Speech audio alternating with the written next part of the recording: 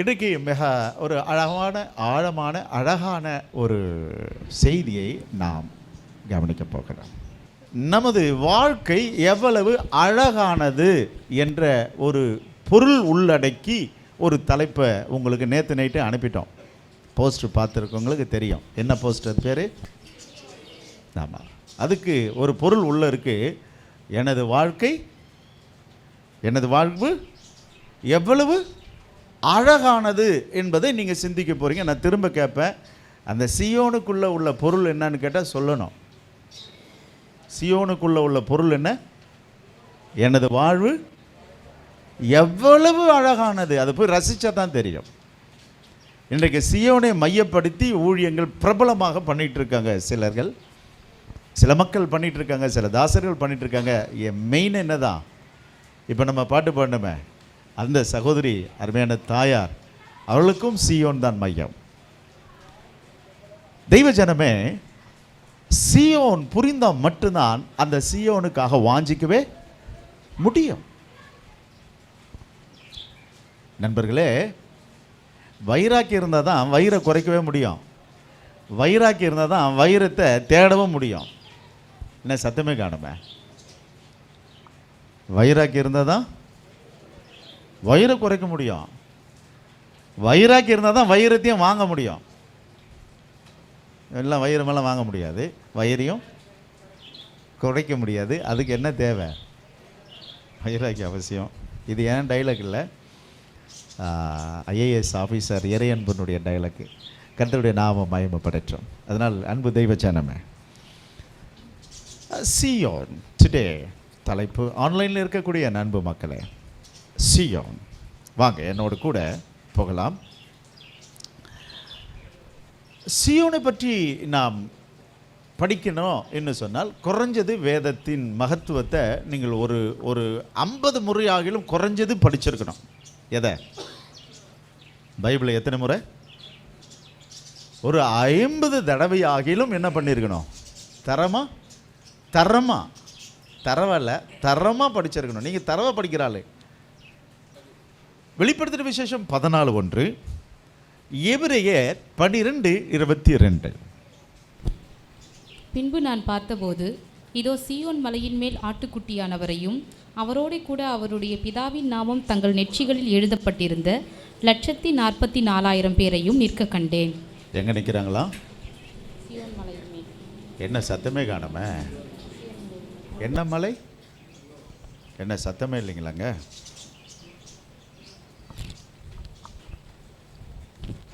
என்னை கவனிச்சுக்கிங்க. எழுதுறவங்க எழுதிக்கலாம். ஆன்லைனில் இருக்கிறவங்களுக்கு நான் சொல்லக்கூடிய சில டைலாக் உங்களுக்கு ஆன்லைனில் கிடைக்கும். இப்போ போர்டு இருந்தால் போர்டில் நான் எழுதி போட்டுருவேன். ஆனால் நமக்கு போர்டு இல்லை. நீங்கள் அழகுபட படிக்கணுன்னா நீங்கள் செவ்வாய்க்கிழமை மிஸ் பண்ணாமல் வாங்க. இப்படிப்பட்ட ஆழமான கருத்து நிறைந்த சத்தியங்களை சொல்லிக் கொடுக்குறோம். உங்களுக்கு எத்தனை பேருக்கு ஞாபகம் இருக்குன்னு தெரியல, போன வருஷம் டிசம்பரில் 26ஆம் தேதி கிறிஸ்மஸுக்கு மறுநாள் இந்த சத்தியத்தை கொஞ்சம் பேசுகிறேன். கொஞ்சம் தான், ரொம்ப டீப்பெல்லாம் பேசல, கொஞ்சம் பேசுகிறேன். இப்போவும் உங்களுக்கு ஒரு 75% தான் பேசுவேன். 100% பேச முடியாது. ஏன்னா பேசினால் உங்களால் கிரகிக்க முடியாது. 75% பேசிடுவேன். 100% கூட அது இருக்கலாம். எப்படியோ கர்த்தர் உங்களோடு கூட இடைப்படுத்தோம். பக்கத்தில் ஒரு தட்டி கேளுங்க, உனக்கு சியோன் தெரியுமான்னு.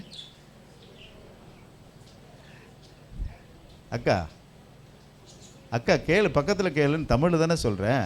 சியோன் உங்களுக்கு தெரியுமான்னு கேளு. என்ன பதில் வருதுன்னு மட்டும் கேளுங்க. தட்டி கேட்குறவங்களும் கேளு. உங்களுக்கு தெரியுமான்னு திருப்பிக்கிட்டு கேளுங்க. கேட்குறவங்க மட்டும் தம்பி உனக்கு சியோன் தெரியுமா? கேட்குறவங்களையும் திருப்பி கேளு, உங்களுக்கு தெரியுமா சியோன்னு கேளுங்க.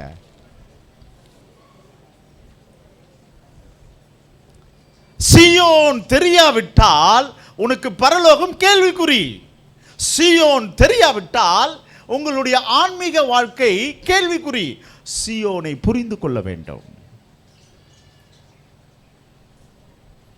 இஸ்ரேலுடைய எய்ம் என்ன? இஸ்ரவேலுடைய எகிப்தினுடைய எய்ம் என்ன? எகிப்திலிருந்து வெளியே வந்தாங்களே, என்ன எய்ம்? கானான். கானானில் மிக முக்கியமானது ஒன்று. என்னது? தமிழில் சொல்லட்டுமா? அதுக்கு பெயர் சமாதான பட்டணம். தமிழில் என்ன பேர்? அதுக்கு பேர் சமாதான பட்டணம். அப்படின்னா தமிழில் சொல்லியிருக்கிறேன், அதை அப்படியே திருப்பி போடுங்க. எபிரேயத்தில் என்ன பட்டணம்?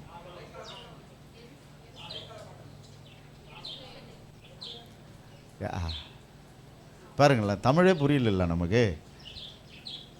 பட்டணம்னு சொன்னால் எபிரேயத்தில் எரு, சமாதானம்னா சலேம், எருசலேம், சமாதான பட்டணம், எருசலேம். அப்போது இவர்கள் கானானுக்கு போனாலும் மிக முக்கியமாக எது முக்கியம் அவங்களுக்கு சொல்லுங்களேன்?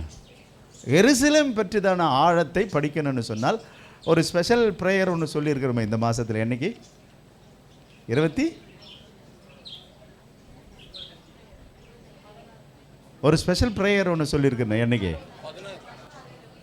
இது அடுத்த வாரம் செவ்வாய்க்கிழமையில் எருசலேமை பிச்சு பிச்சு உங்களுக்கு சொல்லி கொடுத்துறேன். அதையும் உங்களால் வேதத்தில் கண்டுபிடிக்க முடியாத மகாபெரிய ஆழம், எருசலேமினுடைய ரகசியம் நீங்கள் படிக்கலாம். அதனால தான் நான் சொல்கிறேனே, 50 தடவை நீங்கள் வேதத்தை படிக்கலாம். ஆனால் அதை எப்படி படிக்கணும்னு சொன்னேன்? தரமாக படிக்கணும். நீங்கள் தரமாக படிக்கிறாளே.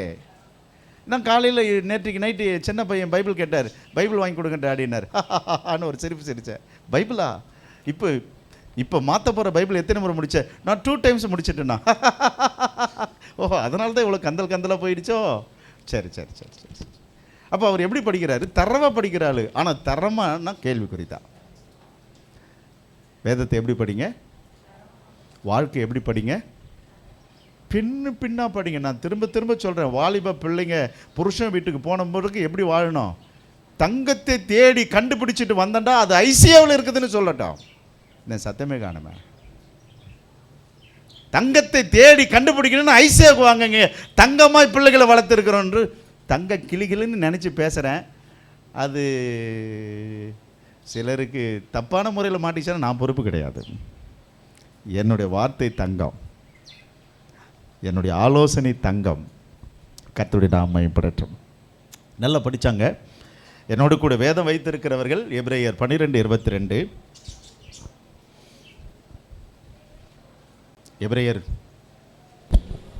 நீங்களோ சீயோன் மலையினிடத்திற்கும் ஜீவனுள்ள தேவனுடைய நகரமாகிய பரம எருசலேமிடத்திற்கும் 1000-10,000 தேவ தூதர்களிடத்திற்கும் பரலோகத்தில் பேரெழுதியிருக்கிற முதற் பேரானவர்களின் சர்வ சங்கமாகிய சபையினிடத்திற்கும் வந்து சேர்ந்தீர்கள் என்று முடியும். அங்கே கமா போயிட்டுட்டே இருக்கோம். எங்கே வந்து சேர்ந்துருக்கோமோ சீயோனுக்கு வந்து சேர்த்துருக்கிறோம். ஹலோ மக்களே, இப்போது இந்த சீயோனை பற்றி சொல்லணும் என்று சொன்னால், இங்கே பார்த்தீங்கன்னா சீயோனுக்கு பொருள், சீயோனுடைய பொருள் வறுத்தெடுக்கப்பட்ட ஞாபக சின்னம். சீயோனுக்கு தமிழில் பொருள் என்றால் வறுத்தெடுக்கப்பட்ட ஞாபக சின்னம். கேட்டால் சொல்லிடுங்க டக்குன்னு. சீயோனுக்கு என்ன மீனிங்னா வறுத்தெடுக்கப்பட்ட ஞாபக சின்னம்.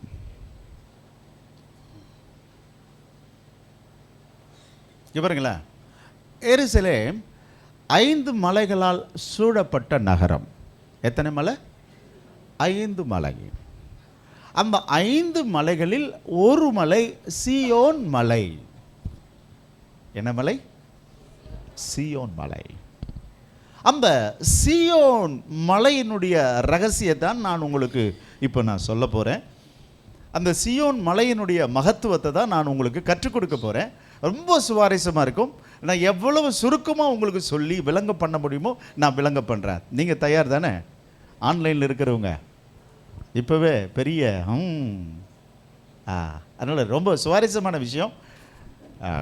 புரிஞ்சுக்கிங்க. நான் உங்கள் கண்ணோடு கண்ணாக பேசுகிறேன், உங்கள் மனசோடு மனசாக பேசுகிறேன், உங்களுடைய சிந்தையோடு சிந்தையாக நான் பேசுகிறேன். இது புரியாவிட்டால் நான் சொன்னேன், சியோனுக்குள்ளே என்ன இருக்குது? என் வாழ்க்கை எவ்வளோ அழகாக இருக்கிறது. இது புரியாவிட்டால் வாழ்க்கை கேள்விக்குறிதான். அன்பு மகனே மகளே, நான் உங்களுக்கு சொல்கிறேன், ஒரு விஷயத்தை சொல்லிட்டு நான் போகிறேன். இது தேவையில்லை தான். உன்னுடைய ஆடை அலங்காரம் உலக பார்வைக்கு தான், உனக்கு செட் ஆகாது.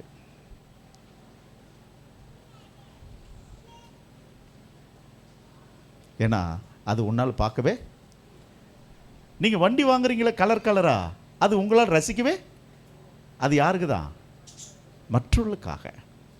நான் ஒன்று சொல்கிறேன், உங்களுடைய வாழ்வில் எவ்வளவு அழகாக இருக்கிறது என்பதை அலங்கரிக்கிற வேலை எங்களுக்கு வேலை.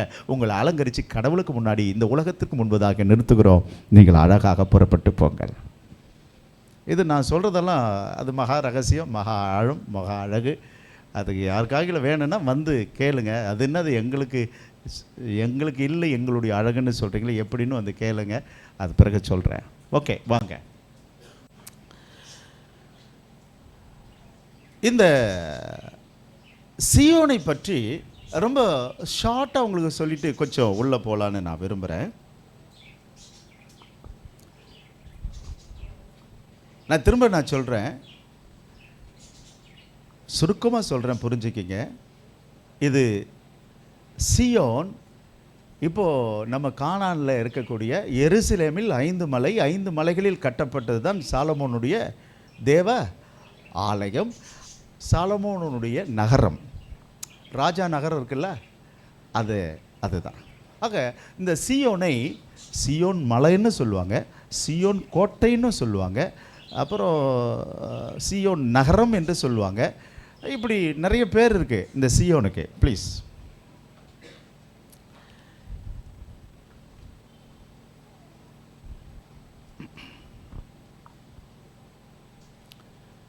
இந்த சீயோனை பற்றி ரொம்ப சுவாரஸ்யமான சில நடைகள் இருக்குது. என்னென்னா, இந்த சீயோனை போயிட்டு யாரும் டப்புன்னு தொட்டுட முடியாது, சீயோனுக்குள்ளே நேரடியாக போய் சேர்ந்துட முடியாது. நம்ம சீயோனுக்கு பொருள் ஆரம்பத்திலே பார்த்துட்டோம். என்ன பொருள்? வறுத்து எடுத்தால்தான் என்னவோ மாறுது. என்னங்க, ஒரு சின்னமாகவே மாறுது. சாதாரணமான சின்னமாக மாறல. இப்போ சீயோனை பற்றி உலகமே பேசுதுன்னு சொன்னால் அது என்னவாயிருக்கு? நல்ல சுட சுட சுட கடாயில் வறுத்தெடுக்கப்பட்ட ஞாபக சின்னம். அப்படியானால் இப்போ சீயோனை நான் உங்களுக்கு காட்டுறேன், அது எவ்வளவு வறுத்தெடுக்கப்பட்டு வந்து நிற்குதுன்றதை நான் உங்களுக்கு மெதுவாக காட்டலான்னு நினைக்கிறேன். அதுக்கு முன்னாடி இந்த சீயோனுக்கு மறுபெயர் ஒன்று உண்டு. உபாம புஸ்தகம் என்னோடு கூட 4ஆம் அதிகாரம் 47வது வசனம். யோர்தானுக்கு இப்புறத்தில், யோர்தானுக்கு இந்த புறத்தில், இங்க பாருங்க, யோர்தானுக்கு அந்த புறம் இந்த புறம்னு ஒன்று இருக்குதுங்க. இங்க பாருங்க, யோர்தானுக்கு இப்புறத்தில் சூரியோதய திசையில் அர்னோன் ஆற்றங்கரையில் உள்ள, கிழக்கு பக்கமான ஒரு ஆற்றங்கரையில் உள்ள ஆரோவேர் தொடங்கி எர்மோன் என்னும் சீயோன் மலை வரைக்கும் உள்ள தேசம். என்னும் சீயோன் உங்களுக்கு தெரியுமா? இந்த எப்பொழுதும் பனி பொழிந்திருக்கக்கூடிய ஒரு மலை. என்ன மலை? எர்மோன் மலை.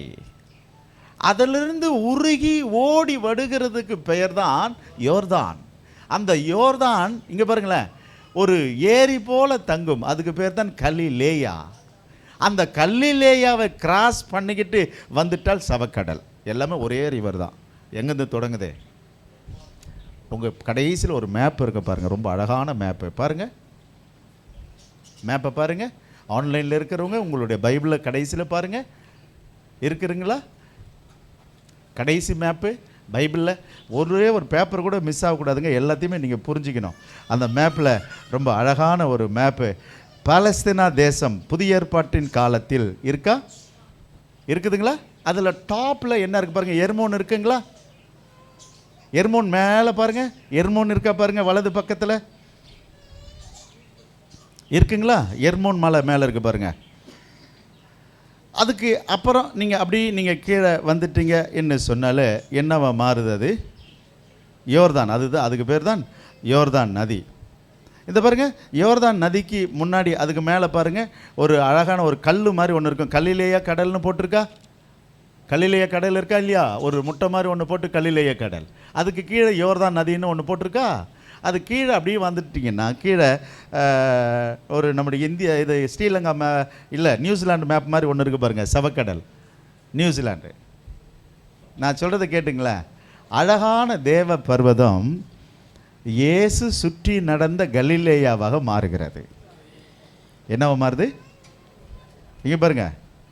பிறகு நான் முங்கி எடுக்கக்கூடிய யோர்தான் என்னக்கூடிய ஞான ஸ்நானமாக மாறி போய் அது கடைசியில் யூசேஜ் இல்லாத சவக்கடலாக மாறிப்போகுது. அதாவது என்னென்னா, வாழ்க்கை சரியாக அமையாவிட்டால் நீ என்னதான் சூப்பராக இருந்தாலும் கடைசியில் என்ன ஆயிடுற? சாவுகிறாக்கி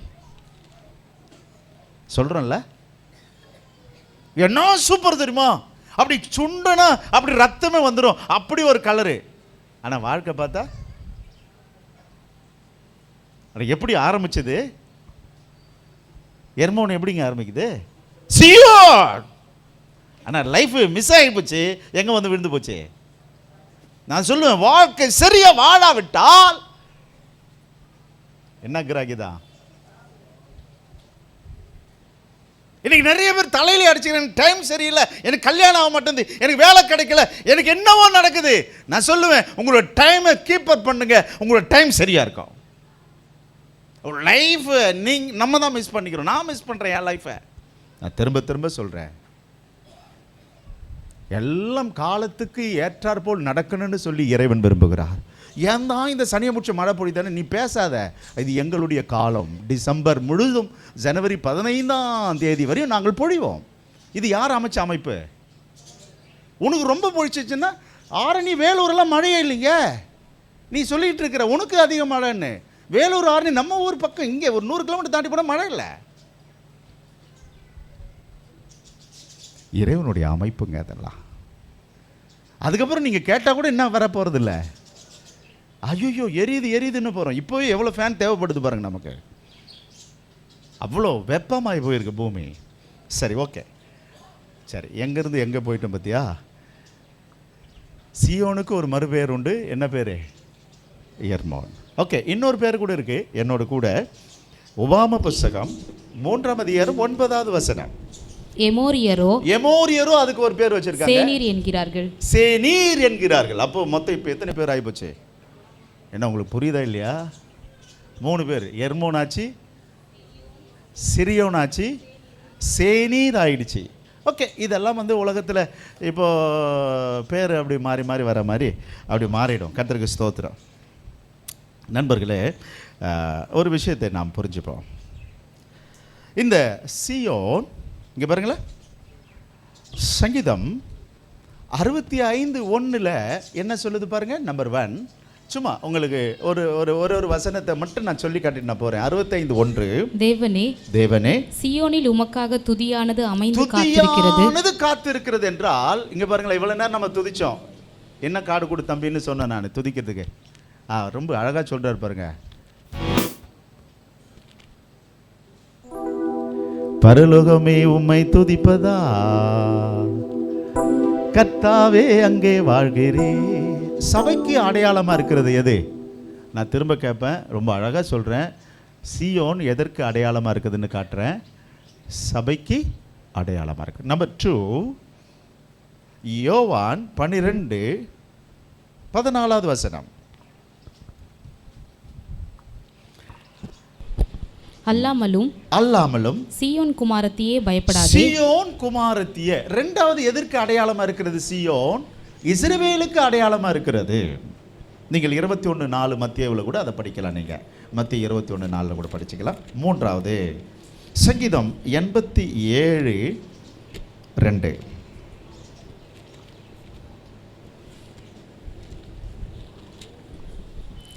கர்த்தர் யாக்கோபின் வாசஸ்தலங்கள் எல்லாவற்றை பார்க்கிலும். சங்கீதம் 87:2 3வது ஒன்றுக்கு அடையாளமாக இருக்கிறது.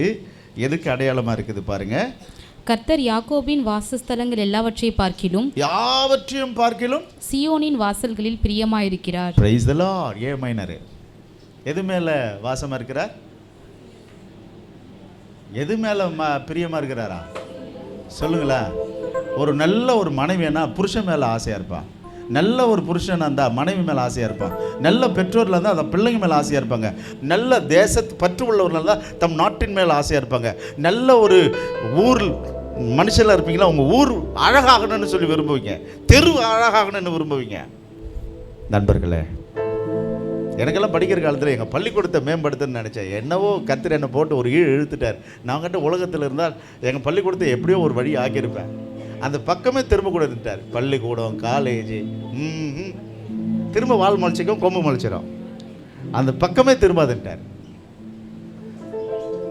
நல்லா கொடு தம்பி.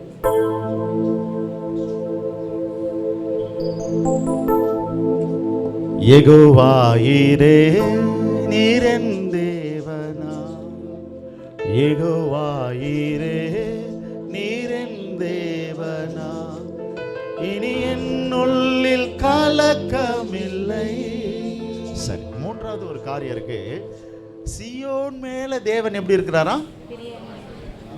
பிரியமா இருக்கிறார். 7வது வசனம் பாருங்க.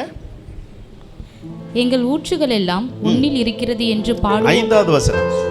சீயோனை குறித்து, சீயோனை குறித்து இன்னான் இன்னான் அதிலே பிறந்தான் என்றும் சொல்லப்படும். அப்படியானால் தேவ ஜனங்களுக்கு அடையாளமாக இருக்கிறது சீயோன். இப்போ மொத்தம் 3 சொல்லியிருக்கேன். நம்பர் 1 சபைக்கு, நம்பர் 2 இஸ்ரவேலுக்கு, நம்பர் 3 தேவஜனம். இப்போ சுற்றி சுற்றி பார்த்தா யாரை தான் காட்டுது சீயோன்? அவருடைய மக்களுக்கு அடையாளமாக இருக்கிறது. யாருடைய மக்களுக்கு? இன்னைக்கு நிறைய பேர் கடவுள்னு சொன்னால கண்டிக்கிறவர், தண்டிக்கிறவர்னு சொல்றாங்க. இன்னொன்னு சாரி, அப்படி ஒண்ணுமே இல்லை. அவரை போல் அன்புள்ளவர், அவரை போல் இரக்கமுள்ளவர் யாருமே. அவரை புரிஞ்சுக்கிட்டீங்கன்னு சொன்னால் அவர் மார்பிலே நீங்க சாய்ந்திருக்கலாம். புரிஞ்சிக்கல, அதுதான். நீங்க அப்பாவை புரிஞ்சுக்கிட்டீங்கன்னு சொன்னால் உங்க அப்பா மாதிரி ஒரு நல்ல மனுஷன் யாருமே இல்லை. ஒரு அப்பன்னு சொன்னால் இங்க பாருங்களேன், ரெண்டும் அவர்கிட்ட இருக்கணும். கண்டிப்பு இருக்கணும், அன்பு இருக்கணும். அவர் தான் அப்பா. தெய்வம் என்றால் அது ரெண்டும் இருந்தால் தான் தெய்வம். அப்படின்னா அது தெய்வம் இல்லை நண்பர்களே. அப்போ நமக்கு இந்த வருஷத்தினுடைய வாக்குத்தத்தம் என்ன சொல்லுங்க பாப்போம். புரியலையே. பரிபூரணம் உண்டாகணும் என்று சொன்னால் இஸ்ரேலர்களுக்கு ஒரு அடையாளம் சீயோன் தான். சீயோன் இல்லாவிட்டால் அவர் லைஃப்பில் நீங்கள் என்னதான் பண்ணாலும் வாழ்க்கையில் வெற்றி அடைய முடியாது. அதனால தான் அந்த காலத்தில் ஊருக்கு ஒரு கோபுரத்தை கட்டினார்கள். ஒவ்வொரு ஊருக்கு போனாலும் என்ன இருக்கும்? ஒரு கோபுர வாசல், ஒரு கோயில் இருக்கும். கோயில் இல்லாத ஊர் அது என்ன ஊரா? குடியிருக்கக்கூடாது. ஞாபகம் இருக்கட்டும். கோயில் இல்லாவிட்டால் அந்த ஊரில் குடி இருக்காத.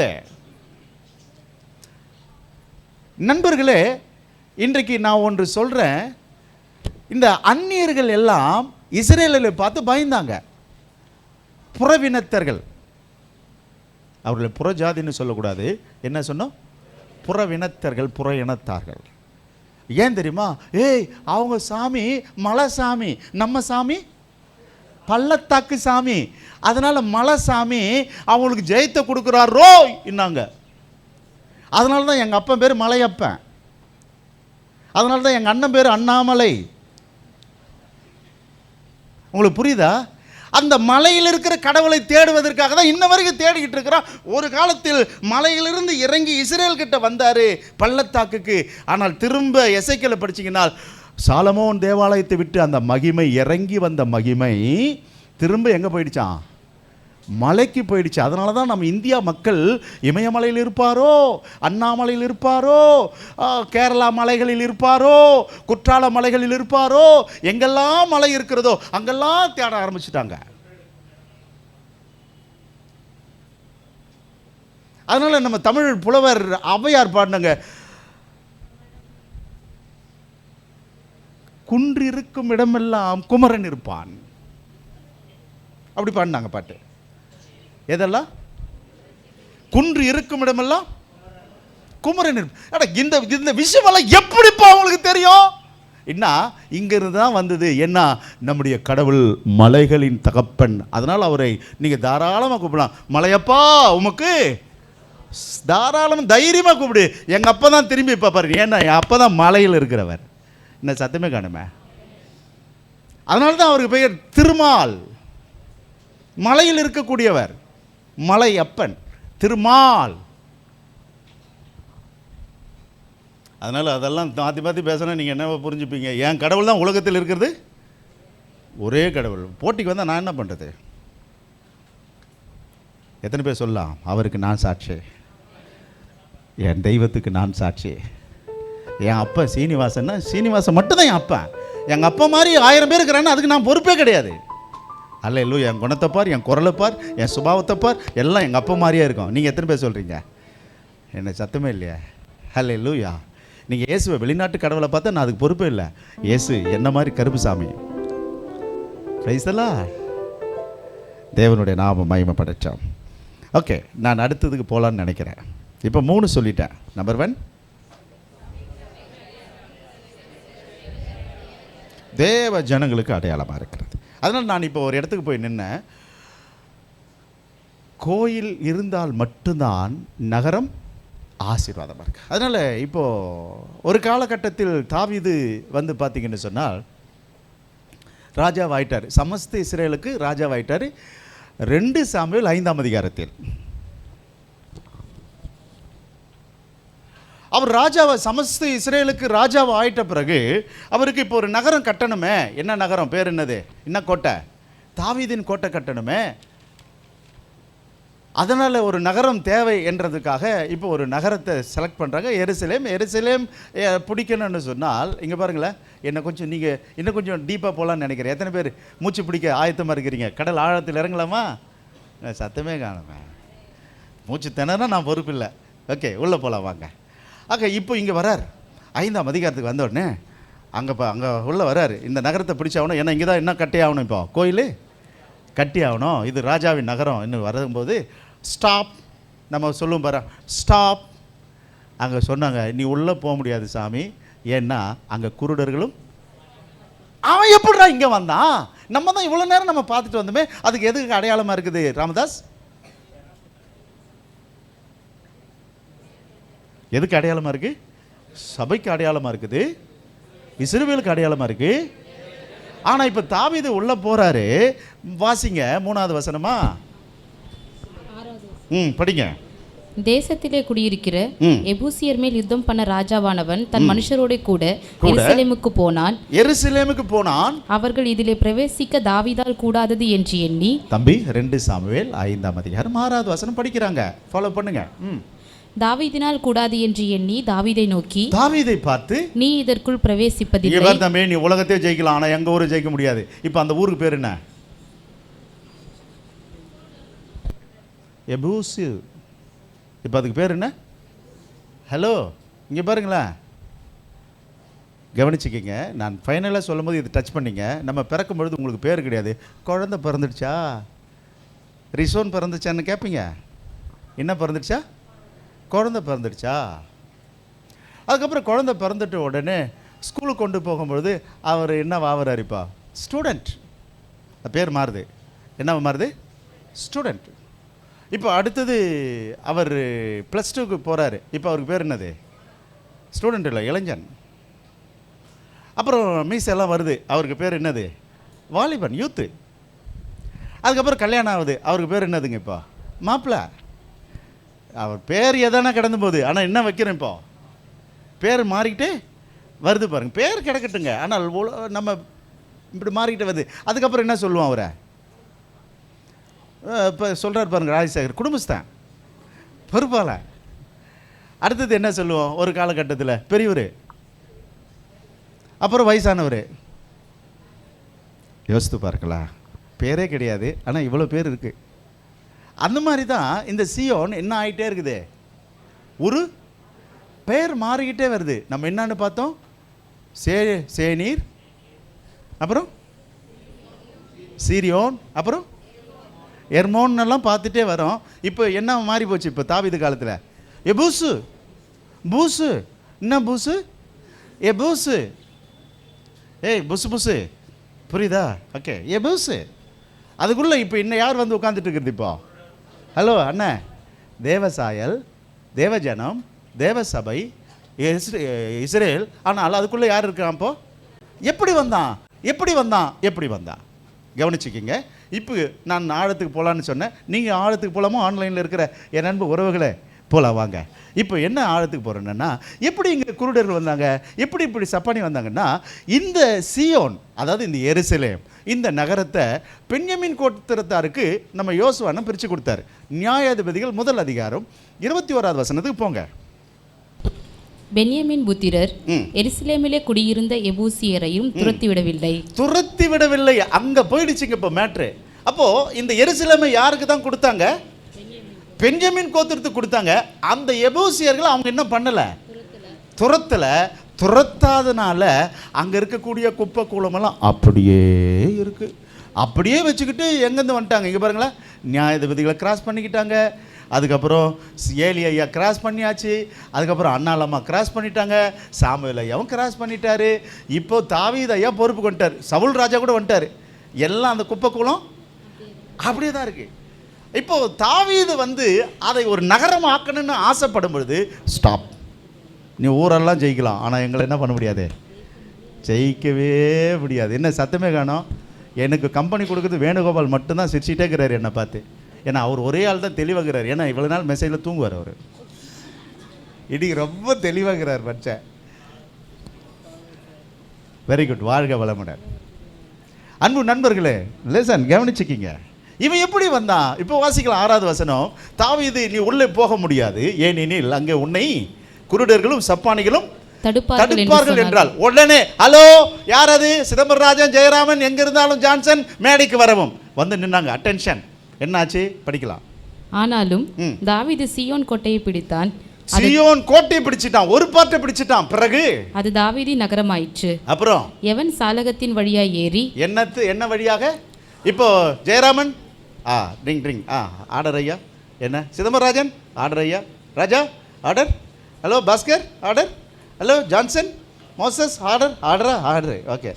எவன் சாலகத்தின் வழியா போய் எபூசியரையும் தாவீதின் ஆத்துமா பகைக்கிற சப்பானிகளையும். ஆத்துமா பகைக்கிற யார் அது? தாவீதை நகரத்தை பிடிக்கக்கூடாதுன்னு தடை செய்யறது யாரா?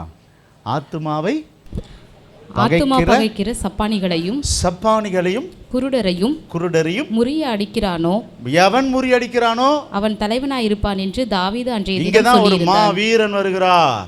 பேர் தெரியும் நினைக்கிறேன். ஹலோ, வேதம் படிக்கிறவங்க தெரியும் நினைக்கிறேன். யார் அது? யோவாப், அக்கா பையன். மாமா சொல்றான், மாப்பிள்ள நான் இருக்கேன் மாமா. ஒரு போடு போட்டான். அதுவும் ஒரு என்னன்னா குறுக்கால என்ன இருக்குது? சாலகன்னா இங்க பாரு, ஓடை அல்லது ஆறு அல்லது கால்வாய் எழுதிக்கிங்க உங்க பைபிள்ல. எவன் சாலகத்தின் வழியாக, இங்க பாருங்க, கால்வாய் வழியாக, எவன் ஆத்தை கடந்து, எவன் ஓடையை கடந்து, எவன் போகிறானோ அவன் அவங்கள போய் ஜெயிக்கலாம். இப்போ ரூட்டு போட்டு கொடுத்தாரு. என்ன ரூட்டு? ஹலோ, தாவீதுக்கு நகரத்தை கட்டுவதற்கு ரூட்டு போட்டு கொடுத்தாரு. எந்த வழியாக தான் போனோம்? ரோட்டு வழி அல்ல. என்ன வழி? ஆத்து வழியாக. என்ன வழி? ஆற்று வழியாக. ஹலோ, இங்க பாருங்க, சரியான முறையில் மனம் திரும்பினால் ஒழிய உன்னுடைய கர்ம பாவத்தை ஒழிக்க முடியாது. அங்கதான் சாத்தான் இருக்கிறான். திரும்ப சொல்லி பாருங்க.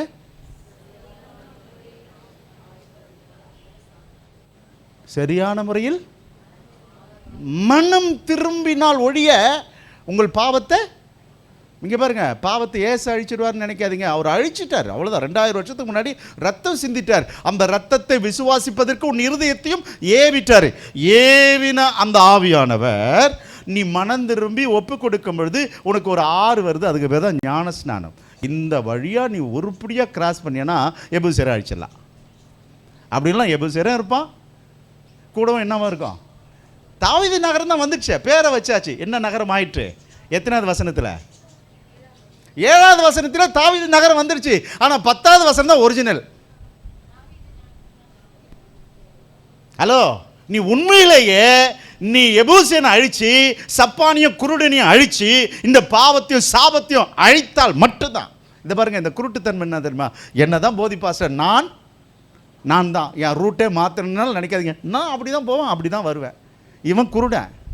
நீ என்ன தான் சொன்னாலும் சரி, நான் லேட் பிக்கப் தான் பாஸ்டர், நீங்கள் என்ன தான் சொல்லுங்கள், எனக்கு டைம் சரியில்லை தான். கடவுள் சரியில்லை பாஸ்டர், சர்ச்சு சரியில்லை பாஸ்டர், நான் அங்கே போகிறேன் பாஸ்டர்.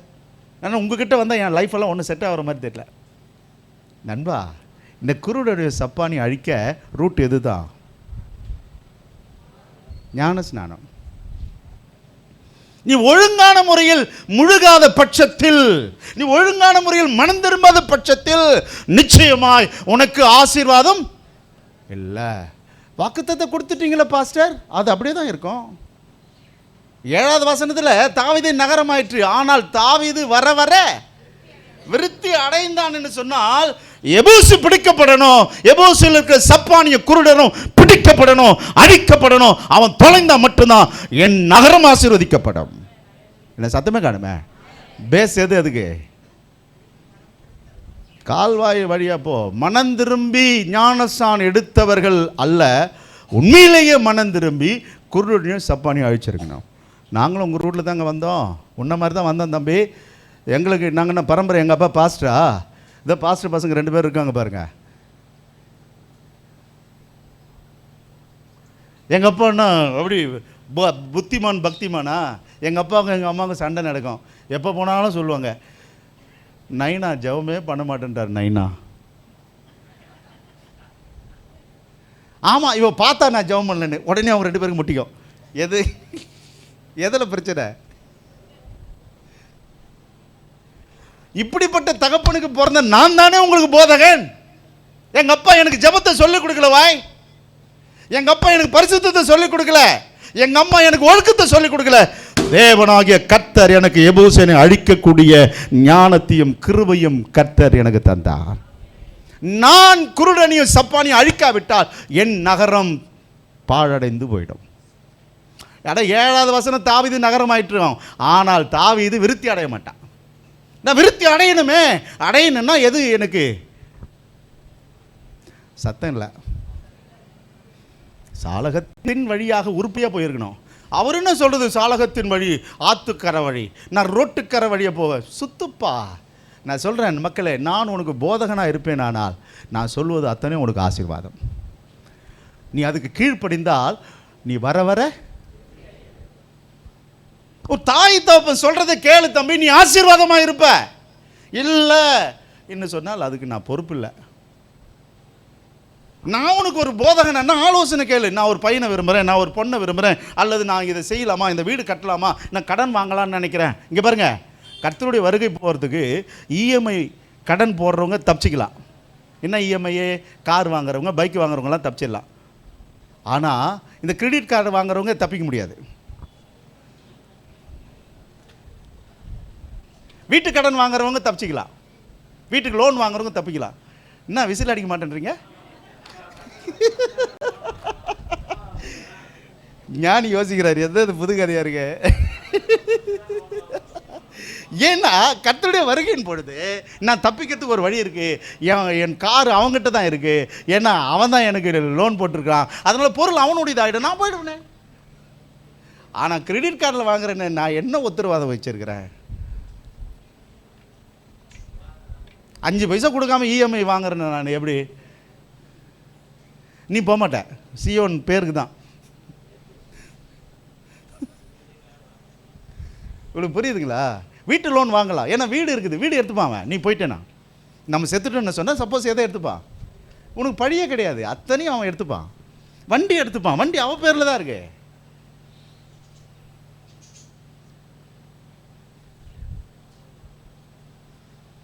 ஆனால் வாய் வழியாக கடன் வாங்குறிய பணம் அது ரொம்ப ஆபத்து. நம்ம கடன் கொடுக்குற குடும்பங்க மக்களை, கடன் வாங்குற மக்கள் அல்ல. உன் பொருளை வச்சு கடன் வாங்கிக்க, ஆனால் நாளைக்கு தரேன் பிரதர், நாளன்னைக்கு தரேன், அது பேச்சே வேணாம். என்கிட்ட இருக்குது, பொருள் இருக்குது, பணம் இல்லை, பொருளை வச்சுக்க பணம் கொடு. எத்தனை பேர் ஆமென் சொல்கிறீங்க? தயவு செய்து, நாம் அந்த கூட்டம் எபூசு கூட்டம் அல்ல, நம் சியோன் கூட்டம். நம்ம அப்பனுக்கு பேர் என்ன? மலையப்பன். மலையில் தாங்க ஐஸ்வர்யம் கொழிச்சு கிடக்குது. பள்ளத்தாக்கின் கடவுள் என் கடவுள் கிடையாது. காப்பி அடிக்கிறது, பிட் அடிக்கிறதெல்லாம். முயற்சி பண்ணு, மலை ஏறிடலாம்.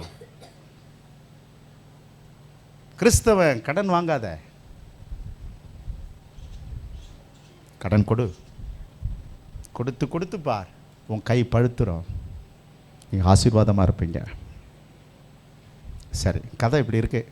இனி முடிச்சிருவேனான்னு தெரியல, முடிச்சிருவேன். ஏன்னா இன்ட்ரெஸ்டாக இருக்கா இல்லையா? நான் சத்தமே காணுமே, இப்போ தான் உள்ளவே கால் வைக்கிறேன். இப்படி இந்த சீயோன் நகரத்தை இப்படி பிடிச்சிட்டார்.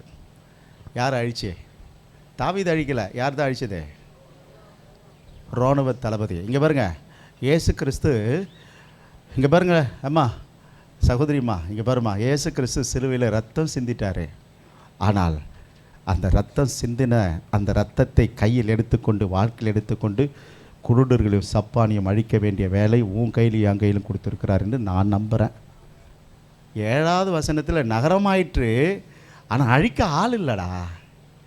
அதுக்கு தான் ஒரு யோவாபு வேணும். உன்னை என்னையும் கர்த்தர் முன் குறித்து வைத்திருக்கிறார்.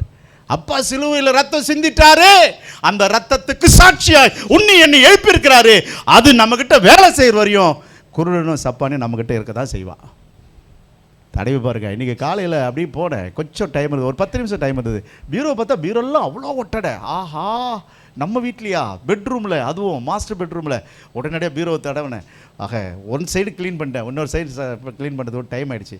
அதனால் நம்ம அசிஸ்டண்ட்டுக்கிட்ட சொல்லிட்டு வந்தேன். போன வாரம் காரில் வந்தேன், அவன் லெஃப்ட் ஹேண்ட் சைடில் உட்காந்துருந்தான். அவரை பார்த்து பாஸ்ட்ன்றாங்க ரோட்டில் இருக்கிறவங்க. நான் குரலை கூட்டு, நான் டிரைவர் சீட்டில் உட்காந்து நான் தான் டிரைவ் பண்ணிகிட்டு இருக்கிறேன். ஏய், நான் இங்கே இருக்கிறேன் இல்லையா, அவர் பாஸ்டர் மாதிரியே இருந்தார் ஐயா. அவரு அது மாதிரி தான்.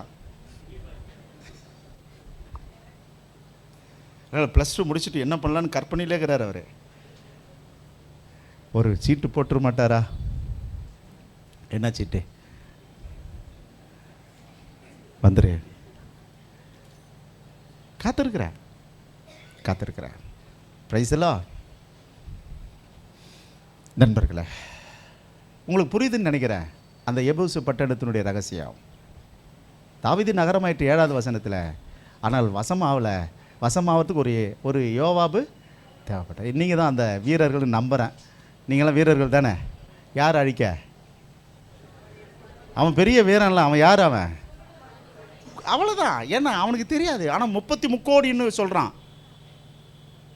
கல்லிலே கலைவண்ணம் கண்டான் சொல்லுவான். இப்படி தான் பாடிட்டு இருப்பான். ஆனால் அதில் இல்லைன்னா இல்லை.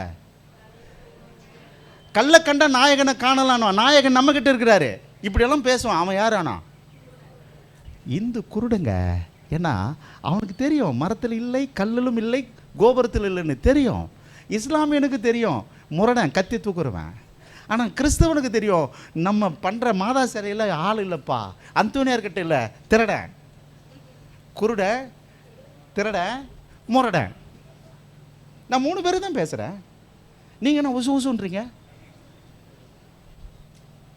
நான் ஞாயிற்றுக்கிழமை சர்ச்சுக்கு போவேன், அதுக்கப்புறமெல்லாம் என்ன கேட்கக்கூடாது. டம் அடிப்பேன், குடிப்பேன். ஞாயிற்றுக்கிழமை நல்லவன் நான். ஞாயிற்றுக்கிழமை 2 மணி நேரத்துக்கு தான், அது கூட. ஏன்னா நான் திருடன், அவன் குருடன், இவன் முரடன். அப்படிதான். அது எழுதப்படாத சட்டம். நண்பா, நான் சொல்லுவேன், உங்கள் வாழ்க்கை ஆசீர்வாதமாய் ஆவதற்கும் ஆவாமல் போவதற்கும் காரணம் நானும் இல்லை, என் அப்பன் இயேசுவும் இல்லை. என் ராஜா பிடிச்சி வச்சுட்டாரியா, இது என்ன நகரம்? அப்பா பிடிச்சி வச்சுட்டாரு. ஆனால் யோவா சரியான முறையில் செயல்படாவிட்டால் அந்த நகரம் பாழா போயிடும். மகளே, கர்த்தருடைய நாமம் உன்னால் உயர்த்தப்படுவதும் தாழ்த்தப்படுவதும் உன் குடும்பத்தை பொறுத்து, உன் வீட்டை பொறுத்து, உன் வாழ்க்கையை பொறுத்து, உன் செயல்பாடு பொறுத்து. அதுக்காக இஎம்ஐ வாங்கணுங்க, கொஞ்சம் மனக்கட்டு அந்த தேதிக்குள்ளே கட்டிடுங்க. கர்த்தர் உங்களை ஆசீர்வதிப்பா. பிரயாசப்படுங்க, ஜெபிங்க. ஆனால் பேரை கெடுத்துக்காத. ஏன்னா உன்னில் தாவீது நகரம் இருக்கு, உன்னில் சியோன் இருக்கு, உன்னில் கர்த்தருடைய மகிமை இருக்கு. Price the Lord. இந்த சியோன் எஃப் ஷார்ப் மைனர்,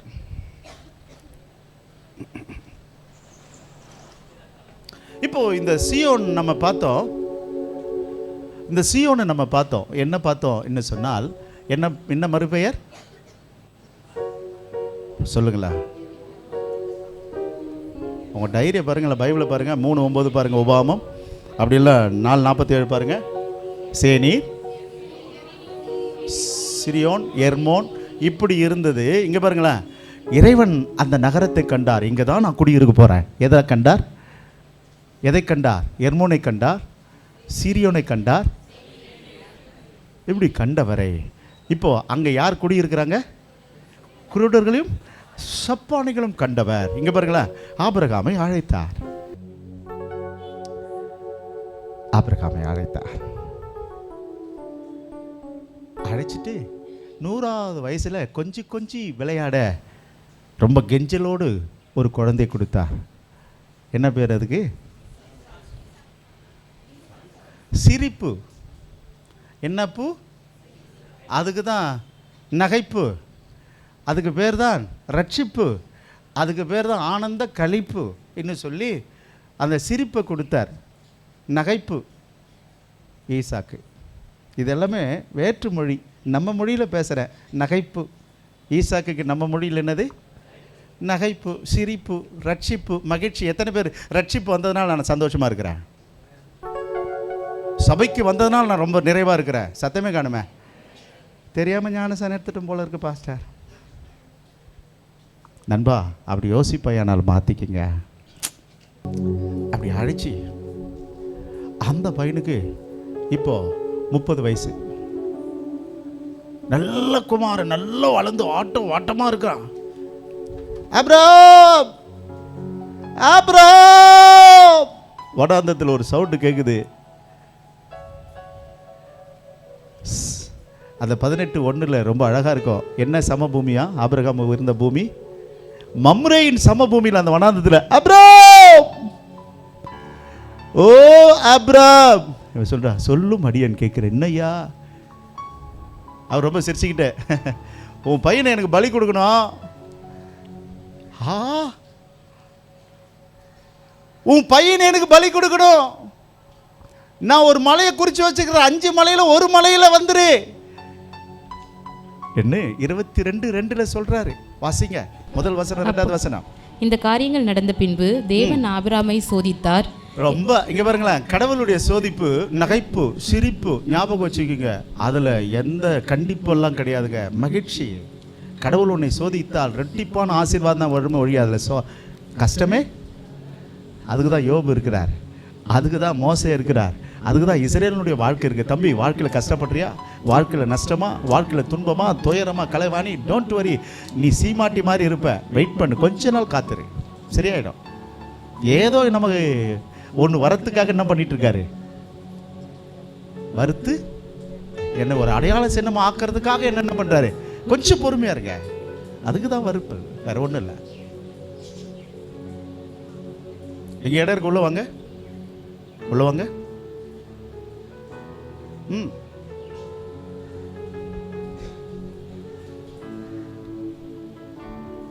தம்பி, இப்போ 10th 11th 12th வறுத்து எடுப்பாங்க. இந்த ஒரு 2 மாதம், 3வது மாதம் எக்ஸாம். ஏன்? பிள்ளைங்க ஃபர்ஸ்ட் கிளாஸில் பாஸ் பண்ணோம்.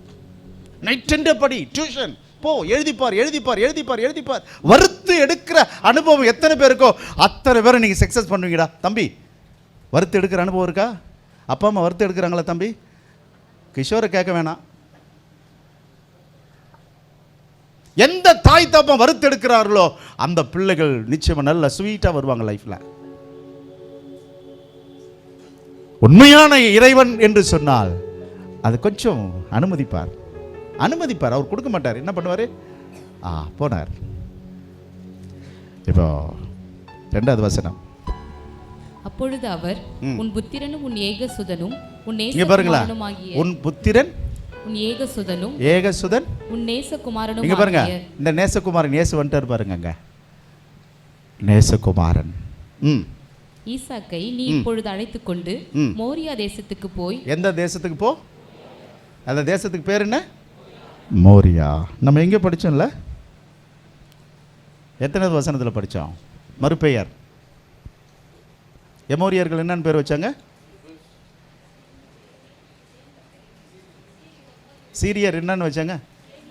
சேனீர் வச்சாங்கள. அந்த அந்த எர்மோன் வருதுல்ல, அந்த இப்போ இந்த தேசம் ஆபிரகாம் காலத்தில் இந்த சீயோன், இந்த எருசலேம், இந்த நகரம் யாருக்கிட்ட இருக்குன்னா எமோரியர்கள் கையில் இருக்கிறதுனால அதுக்கு பேர் மோரியா தேசம், மோரியா மலை. புரியுதுங்களா? ஹலோ, என்ன பாருங்க, அது நின்றுடும். அது இவ்வளோ நேரம் நினச்சது இவர் முடிச்சு அமுச்சுடுவார்னு நினச்சது. நான் முடிக்கிறேன், வெயிட் பண்ணுங்க. இப்போ தானாகவே சிக்கிக்கிட்டோம் நம்ம. எனக்கு ஒரு கூட்டம் காத்துட்ருக்கு, நான் அங்கே போனோம். நண்பர்களே, அந்த மோரியா மலையை காட்டுறார், ரொம்ப தூரத்துலேருந்து காட்டுறார். இங்கே பாரு தம்பி, நான் குறிப்பிட்டு 3 நாள் அவன் நடந்து போகிறதுக்கு 3 நாள் அப்படி போகிறாங்க. அங்கே போன போது தான் ஒரு கை காட்டுது, அந்த மலைக்கு போகிறாங்க. போனாங்க 22ஆம் அதிகாரத்தில் ஆபிரகாம் போகிறார். அங்கே என்னோடு கூட 13வது வசனம். ஆபிரகாம் தன் கண்களை ஏறெடுத்து பார்க்கும் பொழுது இதோ பின்னாக புதரிலே தன் அங்க பாருங்களேன், அந்த எமோரியா மலை, அந்த அந்த அந்த மோரியா மலை, அந்த மலைக்கு போன்னு சொன்னவர் அங்கே ஆல்ரெடி ஒன்று ரெடியாக இருக்கு. என்ன இருக்கு அங்கே என்னங்க இருக்கு? கொம்புகள் சிக்கி கொண்டிருந்த ஒரு ஆட்டுக்கடாவை ரெடியாக இருக்கு. அங்கே போ. இங்கே பாருங்க, நான் உங்களுக்கு சொல்கிறேன், இங்கே பாருங்களேன், கஷ்டமோ நஷ்டமோ போயிடுங்க. எங்கே நான் எங்கே போக சொல்லுது? வந்துடுங்க சர்ச்சுக்கு. கஷ்டமோ நஷ்டமோ, போன வருஷத்துலலாம் அந்த சோதனை பார்த்தோம். அடமழையிலேயும் நமக்கு ஆராதனை விடாப்பிடியாக நடந்தது, உபவாசங்கள் நடந்தது, ஜபங்கள் நடந்தது. அதில் தான் 31ஆம் தேதியை நம்ம அப்படி மலை மேலே அப்படி நடுவானத்திலே பறந்தோம். கர்த்தர் கிருபையா. நண்பர்களே, இப்போது அந்த மலைக்கு போனோடனே அங்கே ஒரு பெரிய ஆச்சரியம் காத்துட்டு இருக்குது. இவர் பிள்ளையை தான் வெட்டணும் சொல்லிட்டாரேன்னு சொல்லி கத்தி எடுத்தார், தோல் மேலே வச்சார், நெருப்பையும் கட்டையை எடுத்து பிள்ளை மேலே வச்சார். போகிறாங்க. அங்கே போனால் என்ன உட்காந்துட்டு இருக்குது? கடவுள் உன்னை சோதிப்பதற்காக உன்னை வழி நடத்தலை, உனக்கு பதிலாக அவர் மாறி போவதற்காக தான் உன்னை வழி நடத்துகிறார். Praise God. நான் சொல்கிறேன், இங்கே கேட்டுங்க, உங்களுடைய வாழ்க்கையில் இறைவன் வெளிப்பட வேண்டும். இப்போது ஆபிரகாம் கிட்ட யார் வர்றது? ஈசாக்கு அந்த இடத்தில் யார் இருக்கிறது? என்னங்க சத்தமே காணோம்? இயேசு. இயேசு நேசகுமாரன். இப்பொழுது ஆடு சிக்கிக்கிட்டு இருக்கிறத பார்க்கலாம். கஷ்டப்பட்டு போங்க, நிச்சயமாய் உனக்காக கஷ்டப்படுகிறவர் கஷ்டப்பட விடவே மாட்டார். உண்மையான அப்பா அம்மா தான் பிள்ளைகளை கஷ்டப்படுறத பார்க்க மாட்டாங்க. கதை இப்படி இருக்கு. அங்கே போய் அங்கே ஆடு பலியை எடுத்து பலியிட்டார். இப்போது த ஃபஸ்ட்டு பார்க்குறோம், ஆண்டவர் முன்குறிக்கப்பட்ட சீயோன் இதுதான். எமோரியா மலை, அந்த மோரியா மலை, அதுதான் எர்மோன். அந்த 5 மலைகளில் ஒரு மலையை கரெக்டாக சுட்டி காட்டினார். தம்பி, என்ன மலை தான் இதுதான்? பலியிடக்கூடிய பலி மலை, இதுதான் சியோன் மலை. இப்போது இந்த சியோன் மலை, இந்த சியோன் பர்வதத்தை நோக்கி தான் அன்றைக்கு வடக்கை பார்த்து அவங்கெல்லாம் ஜெபிச்சாங்க. யார்? யூதர்கள். இன்ன வரைக்கும் அவங்களுடைய ஜெபம் எதை நோக்கி தான்? வடக்கு பார்த்து தான். அதனால தான் நம்ம ஆளுங்க சொல்கிறாங்க, வடக்கு பக்கம் தலை வச்சு படுக்காதரா, அந்த பக்கம் என்ன இருக்குது? காந்த விசை இருக்குது, தலையெல்லாம் சுற்றுன்னுவாங்க. ஏன்னா அது கடவுளின் ஸ்தானம். இறைவன் அப்போவே முன்குறித்து வச்சுட்டாரு, என் ஸ்தானம் என்ன ஸ்தானம். இதுதான் லூசிஃபர் அன்றைக்கு வட திசை என்னை வணங்கும் என்று சொன்னான். கடவுள் திசை எது? வட திசை. அந்த பக்கம் எந்த வேலையும் செய்யாத. சியோன் என்றதுக்கு என்ன பொருள் பார்த்தோம்? நமது வாழ்வு எவ்வளவு ரொம்ப அழகானது. அப்போது அந்த அழகானதில் எங்கே போய் நிற்குதுன்னா பலியில் போய் நிற்குதுங்க. இப்போது அந்த எர்மோன் மலை, அந்த எமோரியா மலை போனால் பலியிட தான் போனார் ஆபிரகாம். பட் ஆனால் பலிக்கு பதிலாக என்ன இருக்குது? ஆடு பலியாக இருக்குது. நான் சொல்லுவேன், சியோனுக்கு வந்து பாருங்களேன், அது இன்பமான நகரம், அது இன்பமான இடம், அது இன்பமான வாசஸ்தலம். அதுதான் 126 என்னோடு கூட இசை வினைப்பான நகரம். 126:3 கர்த்தர் நமக்கு பெரிய காரியங்களை செய்தார். படிங்க. இது நிமித்தம் நாம் மகிழ்ந்திருக்கிறோம். இசைவினைப்பான நகரம் 123 பாருங்க.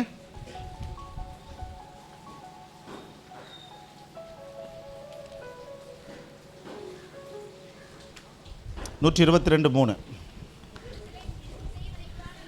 மறுபடியும் நல்ல சத்தமா. எருசலேம் இசைவினைப்பான நகரமாய் இசைவினைப்பான, அதாவது என்னன்னா இழைத்து எடுக்கப்பட்ட நகரம், அழகா அமைத்து, அப்போ இந்த ரொம்ப காம்பாக்டாக இருக்கக்கூடிய ஒரு நகரம். இசைவினைப்பு நீ சொன்னால் அவ்வளவு அழகாக இருக்கு. சரி, இந்த நகரம் எப்படி இருக்குது? இதை தான் நம்ம பார்க்க போகிறோம். என்ன பார்க்க போகிறோம்னா, ஆபிரகாமுக்கு ஆரம்பத்திலேயே காட்டப்பட்ட அந்த மலை. நீங்கள் அதுக்கப்புறம் நீங்கள் வந்தீங்கன்னு சொன்னால் எபூசுவில் இப்போ என்ன ஆகிப்போச்சு, அந்த நகரம் தான், அந்த ஊர் தான் இப்போது தாவீது நகரமாக ஆகுது. அந்த நகரம் என்னவா இப்போ இருக்குது? யார் வந்துட்டாங்க அது உள்ள? குருடர்களும் சப்பானிகள் ஆகிட்டாங்க. இதுக்கப்புறம் நம்ம பார்க்க போகிறோம், தாவீது வயதான காலத்தில் அவருக்கு ஒரு ஆசை வந்துடும். பிசாசு அவர் உள்ளத்தை ஏவுவான். என்ன ஏவுறா? மக்களை நம்ம மக்கள்லாம் எவ்வளோ இருக்கிறாங்க பாரு, நம்ம ஊருக்கார், நம்ம ஜாதிக்கார மக்கள் எவ்வளோ இருக்காங்க பாரு அப்படின்னு சொல்லி கணக்கு பார்க்க ஆரம்பிக்கும் பொழுது வாதை பெருக்கெடுத்து வந்துடும். அப்போ வாதை பெருக்கெடுத்துட்டு வரும்பொழுது அங்கே அரவணாவின் களத்து மேட்டை போய் வாங்கி அங்கே போய் பலி செலுத்துன்னு சொல்வார். அந்த அரவணாவின் களமும் இதுதான், இந்த சீயோன். அதான் நான் சொன்னேன், இப்போ ஒன்றுமே உங்களுக்கு விளங்காது. ரொம்ப வெரி சிம்பிள். ஒரே ஒரு விஷயத்தை மட்டும் நான் சொல்லிட்டு நான் போகிறேன். இங்கே பாருங்களேன், இந்த சீயோன் எங்கே தொடங்குதுன்னா சோதனையில் தொடங்குகிறது. வறுத்தெடுக்கப்பட்ட ஞாபக சின்னம். அப்போது இறைவன் இதற்கு முன்னதாகவே முன்குறித்தார். இப்போ இந்த இசைவனைப்பான நகரம் என்று சொல்லுவோமே, அந்த இசைவனைப்பான நகரம் எப்பொழுது? சாலமோன் காலத்தில் தான் அதை இழைச்சி ரொம்ப காம்பேக்டாக அதில் ராஜாக்களின் நகரம், அதில் வந்து ஆலயம், அதில் உள்ள கோர்ட், அதுக்கப்புறம் செக்ரட்டரேட் எல்லாமே அதில் தான் இருக்குது. எதுக்குள்ளே தான்? இந்த சீயோன். இங்கே பாருங்க, ஆயிரவர் அரசாட்சியின் மகாராஜாவின் நகரம் அதுதான். இங்கே பாருங்க, இப்பொழுது தாவீது நகரம் என்று சொல்லப்படுகிற தலைநகரம் அதுதான். தேவ ஆலயமும் அதுதான். தாவீது நகரமும் அதுதான். நீங்கள் வெளிப்படுத்தின விசேஷம் 14ஆம் அதிகாரம் 1 வசனத்தில் நீங்கள் போய் பார்த்தீங்கன்னா 1,44,000 பேர் போய் நிற்க போகிறாங்க. அந்த 1,44,000 பேர் நிற்க போகிற மலையும் அதுதான். 21ஆம் அதிகாரம் வெளிப்படுத்தின விசேஷத்தில் புதிய எருசலேம் என்று ஒன்று இறங்குதில்ல, அதுக்கு பேரும் சீயோன் தான். ஆக இப்படி அடுக்கிக்கிட்டே போகலாம் இந்த சீயோனுடைய அழகு. நான் என்ன சொல்ல வரேன்னு சொன்னால், எப்படியோ எங்கேயோ வாழ்ந்துங்க, ஆனால் இறைவன் உலக தோற்றத்திற்கு முன்னே முன்குறித்தா. ஆபிரகாமை பாருங்க, அந்த மலைக்கும் ஆபிரகாமுக்கும் சம்மந்தம் இல்லை. ஆனால் ஆபிரகாமை எத்தனை நாள் கூப்பிட்டு போகிறாருங்க? 3 நாள் கூப்பிட்டு போனார். எத்தனை நாளில் இயேசு கிறிஸ்து உயிர்த்தெழுந்தாருங்க? 3 நாள் தான். நான் சொல்லுவேன், இங்கே பாருங்களேன், எத்தனை வருஷங்கள் கடந்து போயிடுச்சு நண்பா. இன்னும் கர்த்தருக்கு ஊழியம் செய்ய என் மனது கல்லாக இருக்குமானால், என் புத்தி மந்தமானால், என் நகரம் பாழா போயிடும்.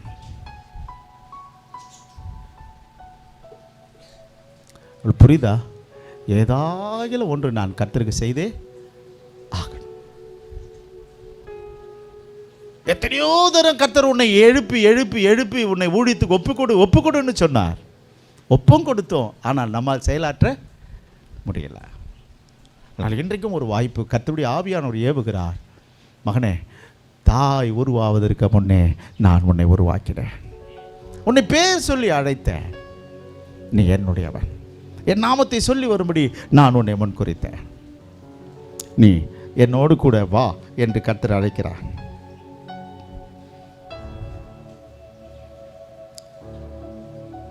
அதனால் நான் ஒரு விஷயத்தை சொல்லி நான் முடிக்கிறேன்.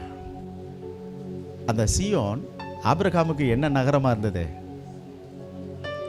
சோதித்து பார்த்த நகரம். அந்த மலை என்ன மலை? சோதித்து பார்த்த மலை. நீங்கள் மோரியா மலைன்னு சொல்லலாம், என் பிள்ளைய பலியாக கேட்ட மலை. ஆனால் அங்கே தான் நாங்கள் வாக்குத்தத்தத்தை பெற்றோம். அங்குதான் நான் ஆசீர்வதிக்கப்பட்டேன். அங்குதான் குமாரனாகிய இயேசு கிறிஸ்து எனக்காக பலியிடப்பட்டதை பார்த்தேன்.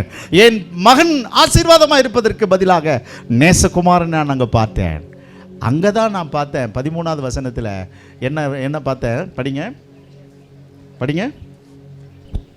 ஆபிரகாம் தன் கண்களை ஏறெடுத்து பார்க்கும்போது இதோ பின்னாக புதரிலே தன் கொம்புகள் சிக்கிக் கொண்டிருந்த ஒரு ஆட்டுக்கடாவை கண்டான். அப்பொழுது ஆபிரகாம் போய் கடாவை பிடித்து அதை தன் குமாரனுக்கு பதிலாக தகன பலியிட்டான். குமாரனுக்கு பதிலாக தகன பலி இட்டான். கர்த்தருக்கு ஸ்தோத்திரம். அதன் பிறகு அந்த பலியிட்ட பிறகு அங்கே வாக்குத்தத்தம் வருது பாருங்க, வாசிங்க. நீ உன் புத்திரன் என்றும் உன் ஏக சுதன் என்றும் பாராமல் அவனை ஒப்பு கொடுத்து இந்த காரியத்தை செய்தபடியால். இங்க பாருங்களா, ஒப்பு கொடுத்து செய்தபடியால். எத்தனை பேர் துணிவா ஒப்பு கொடுக்க முடியும்? ஆமா, இந்த சீயோன் எனக்கு வேண்டும். எத்தனை பேர் சொல்ல முடியும்? அந்த துணிச்சல் தாங்க உங்களுக்கு ஆசீர்வாதமே. எந்த விஷயத்தில் துணிகிறோம்? ரெண்டே விஷயம். கர்த்தர் உங்களை உணர்த்தினால் துணிங்க. இப்போ இங்கே பலியிட சொன்னது யார்? அவனே போனானா? யாருன்னா பிள்ளைய பலியிட முடியுமாங்க? கர்த்தர் ஏவினார், நான் போனேன். அங்கே போய் பாருங்க, அங்கே பாக்கியம் இருக்கும். அதான் சீயோனினுடைய உன்னதம். அங்கே போ. உங்களை உணர்த்தினாரா, தாராளமாக எழுந்து கர்த்தருக்கு ஒப்புக்கொடு. முழு நேரத்துக்கு வர சொல்கிறாரா, வா, அங்கே ஆசீர்வாதம் உண்டு. அங்கே இங்கே இந்த இந்த இந்த இந்த ஐக்கியத்தில் இருக்க சொல்கிறா, இரு. இந்த ஊழியத்தை செய்ய சொல்கிறா, செய்யுங்க. இப்படி தான் இருக்கணும்னு உன்னை ஏவினால் செய். ஆனால் அவங்க செய்கிறாங்க, இவங்க செய்கிறாங்க என்று நீ செய்வாயானால் முடிவு உனக்கு கஷ்டமாயிடும்.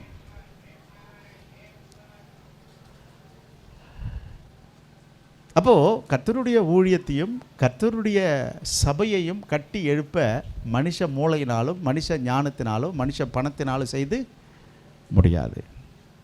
மிகப்பெரிய ஒரு வேலையை ஆபிரகாம் கிட்ட கொடுக்குற, உன் பிள்ளையை நீ தான் பலியிடணும்.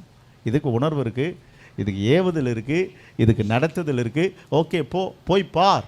அந்த ஸ்பாட்டுக்கு போய் பாருங்கள், அங்கே கர்த்தருடைய ஆசீர்வாதம் இருக்குது. அதுதான் அங்கே 17வது வசனத்தில், நான் உன்னை ஆசீர்வதிக்கவே ஆசீர்வதித்து உன் சந்ததி. அங்கே பாருங்க, அந்த சந்ததி தான் கிறிஸ்து என்கிற சந்ததி.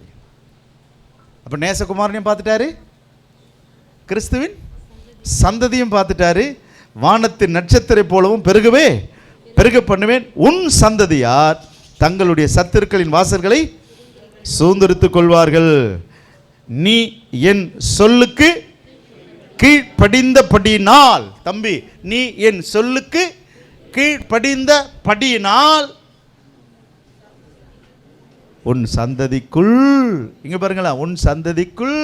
இங்கே தான் இயேசு கிறிஸ்து. என்னப்பா மவனே, உலகத்தின் பாவத்தை சுமந்து தீர்க்கிற ஆட்டுக்குட்டியா போறியா? ஆபிரகாம் பையனுக்கு பதிலாக முள்ளில் சிக்குண்டு ஆடா போய் நிற்கிறியா? கத்தியால் வெட்டுவாங்க, நிர்வாணப்படுத்துவாங்க,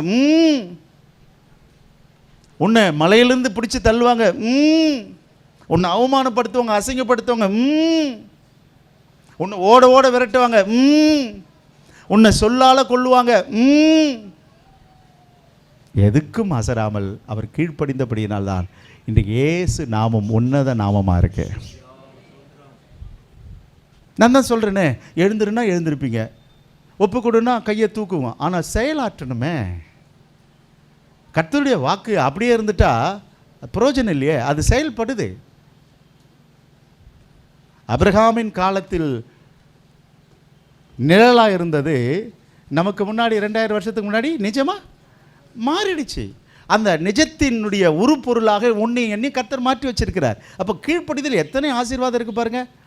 அப்போது சீயோன் நகரம் உலகத்திற்கு முன்னே, எபிரேயர்கள் தோன்றுவதற்கு முன்னே, யூதர்கள் தோன்றுவதற்கு முன்னே கர்த்தர் பார்த்து வைத்திருக்கிறார்.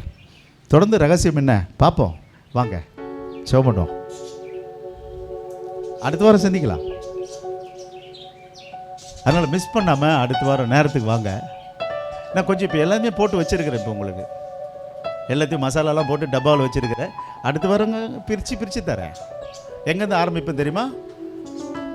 சீயோன் ஆபிரகாம் நாட்களில் என்ன பேராக இருந்தது? எமோரியான்னு சொல்கிறீங்க. இல்லை, அது சோதித்து பார்க்கும் இடம். என்ன இடம்? உங்களை சோதித்து பார்க்கலாம்ல? எஸ், நான் உண்மையிலேயே பரிசுத்தவான்களின் நகரம்தான், நான் உண்மையிலேயே அவரால் முன்குறிக்கப்பட்ட நகரம் தான். தம்பி கார்டு கொடுங்க எனக்கு.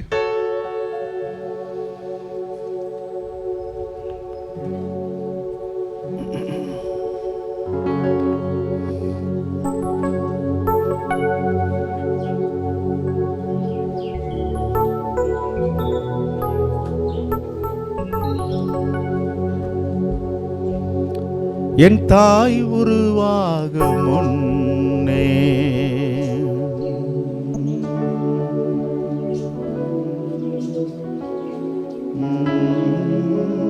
நம்ம சாங் ஷீட்ல இருக்க பாருங்க பாட்டு, 5வது பாட்டு.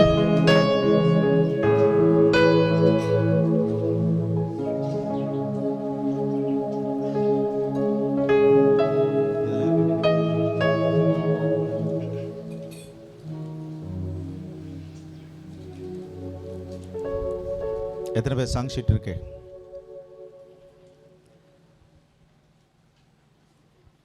தம்பி, நான் திரும்ப இங்கே பாருங்கள், எல்லா டைரியெலாம் மூடிட்டீங்களா? எல்லோரும் என்னை பார்க்குறீங்கன்னு நினைக்கிறேன்.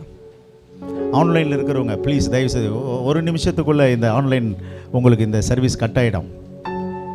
ஒரு விஷயத்தை மட்டும் ஞாபகம் வச்சுக்க, அவர் உன்னை ஊழியத்துக்கு அழைச்சா வாங்க. உங்கள்கிட்ட ஏதோ ஒன்று நம்பி உங்கள்கிட்ட கொடுக்குறாரா, தாராளமாக நம்பி ஆரம்பிங்க. அது ஆரம்பம் எப்படி தான் தெரியும் உங்களுக்கு? சோதனை மாதிரி தான் தெரியும், டஃப்பாக தான் இருக்கும்.